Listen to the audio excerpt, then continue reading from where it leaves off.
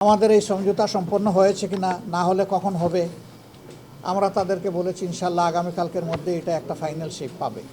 যে বিশ্বের সবগুলা শান্তিকামী, সভ্য এবং গণতান্ত্রিক রাষ্ট্র যেগুলো আছে সবার সাথেই আমাদের সম্পর্ক থাকবে, বন্ধুত্বের সম্পর্ক। যারা আমাদের প্রতিবেশী তাদের সাথে অবশ্যই প্রতিবেশীসুলভ সম্পর্ক আমাদের থাকবে। আমরা আমাদের মা বোনদের ব্যাপারে, তাদের সিকিউরিটির ব্যাপারে আমরা খুবই অ্যাটেন্টিভ এবং আমরা বিশ্বাস করি যে মা বোনেরা আমাদেরকেই এবার প্রধানত চয়েস করবে। এর লক্ষণ আমরা ইতিমধ্যে দেখতে পাচ্ছি। তবে যদি জনগণ অন্য কাউকেও চয়েস করে, সেই ক্ষেত্রে আমাদের অঙ্গীকার হবে দেশের কল্যাণে গৃহীত সকল সিদ্ধান্ত আমরা সমর্থন করব এবং আমরা সহযোগিতাও করব। যদি আমরা খোলা মন নিয়ে একসাথে বসতে পারি যে আগামী 5টা বছর দেশের স্থিতিশীলতার জন্য আমরা সর্বোচ্চ কী করতে পারি, আমরা কি কোনো সমন্বিত চিন্তা করতে পারি?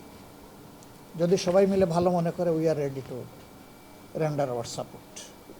এর অর্থ এটা নয় যে অন্য কেউ সরকারে চলে গেছে আর আমরা তাদের হয়ে কাজ করব, but we have some conditions. Number 1, every party and quarter তারা বলবেন যে আমরা নিজে দুর্নীতি করব না এবং দুর্নীতিকে প্রশ্রয় দেব না। এটা আমাদের 1 নম্বর শর্ত। আমাদের 2 নম্বর শর্ত হবে এই সংস্কার বাস্তবায়ন, ন্যায় বিচার নিশ্চিত এবং দুর্নীতি বিরোধী অবস্থান। এইটা যদি পরিষ্কার হয়, আমরা সকল জায়গায় সব ধরনের সহায়তা করার জন্য আমরা প্রস্তুত।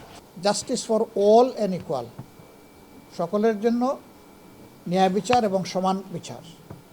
এই প্রক্রিয়ায় কোনো রাজনৈতিক দল বা পক্ষ হস্তক্ষেপ করতে পারবেন না। আমাদের বিচার বিভাগ পূর্ণ স্বাধীনতা তারা ভোগ করবে।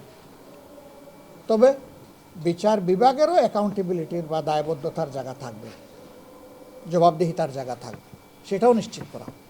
গণমাধ্যমের পজিশন, গণমাধ্যম এটা দলীয় মাধ্যম না, এটা মাথায় রেখে গণমাধ্যম ফাংশন করুক, সেটাই আমরা প্রত্যাশা করি।